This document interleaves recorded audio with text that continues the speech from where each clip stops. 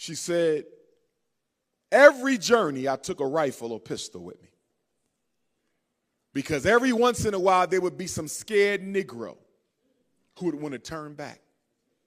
She said we would get so far away, they would be so scared of hearing the bloodhounds and hear the slave master screaming and hear the wolves in the woods and the cold, because we often had no shoes, and they just said, I can't take it, Minty. I got to go back. And she said, whenever a Negro dared to go back to the plantation, I would cock my rifle up to his head and say, dead niggas tell no tales. You go on or you die here. And she said, because of that, I never lost a passenger and I never ran my train off the track. She said, I had just one regret, though. Just one. She said, for all my years on the Underground Railroad and all the enslaved Africans I helped to free, I freed many of them, but I could have freed so many more. The problem was they didn't even know that they were slaves.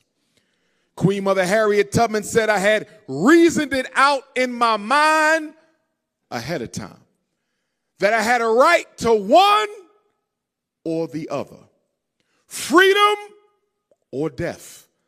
And if I couldn't have one, I would certainly have the other, for no man should take me alive. Brothers and sisters, what happened to that kind of courage? Brothers and sisters, what happened to that kind of faith?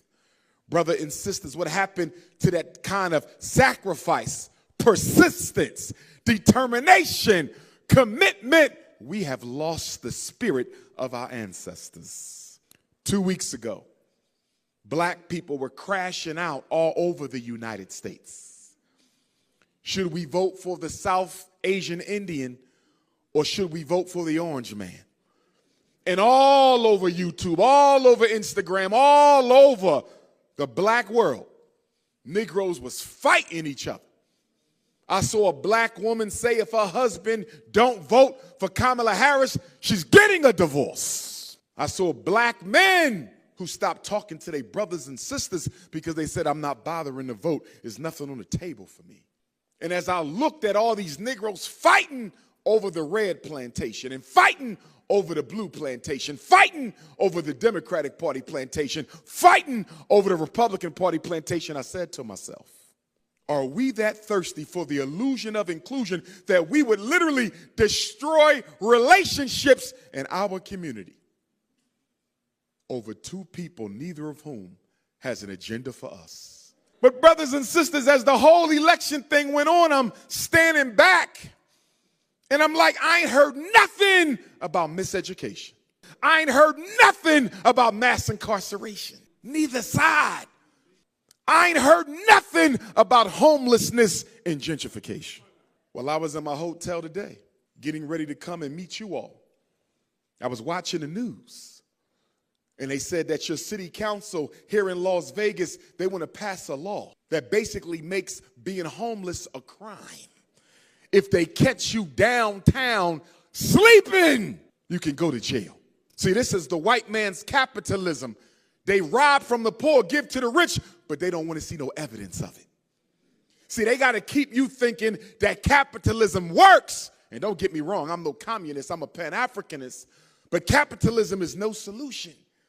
The reason everybody in love with capitalism is they don't understand how it was birthed, and it was birthed on your back. It was the unpaid labor of 4 centuries that gave the white man an economic edge over the rest of the world. Capitalism ain't no better than no other system.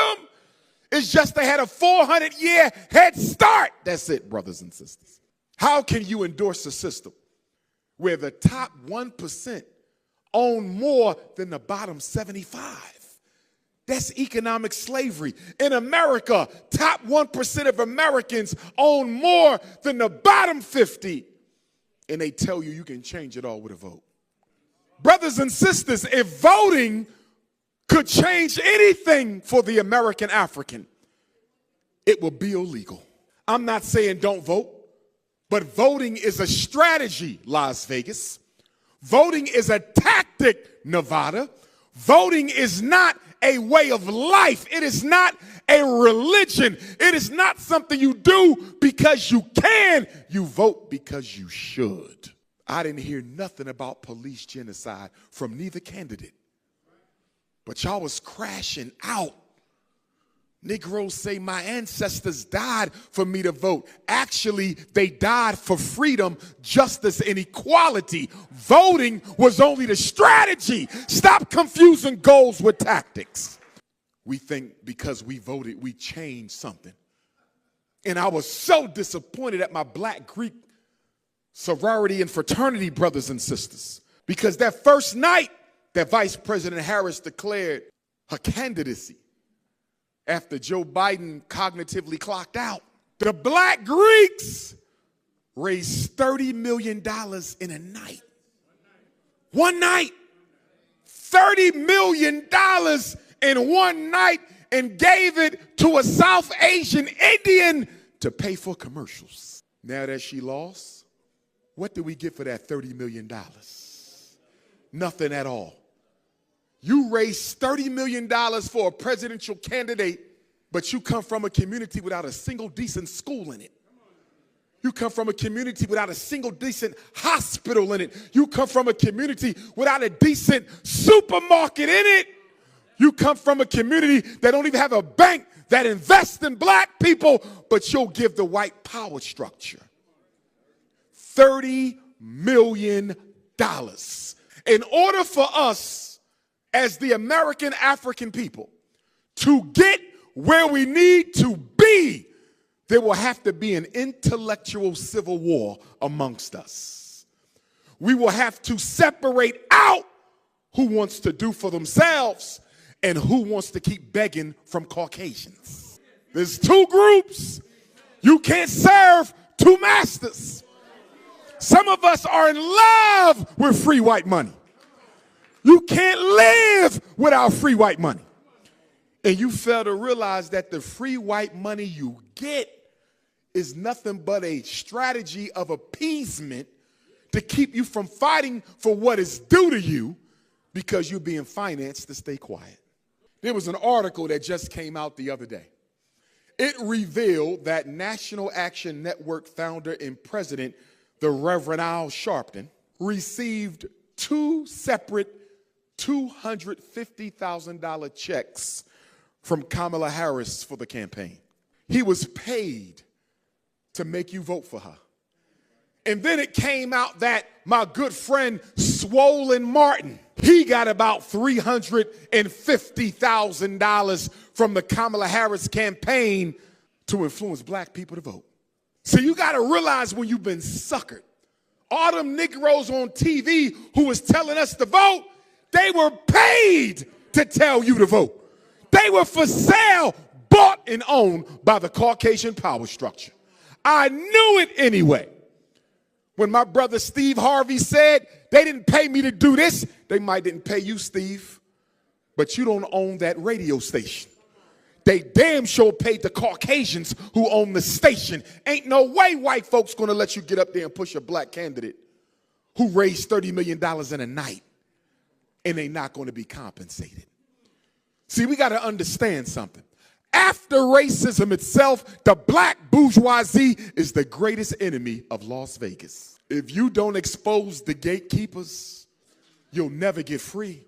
You got certain pastors out here, they get funded to keep you dumb, deaf, and blind.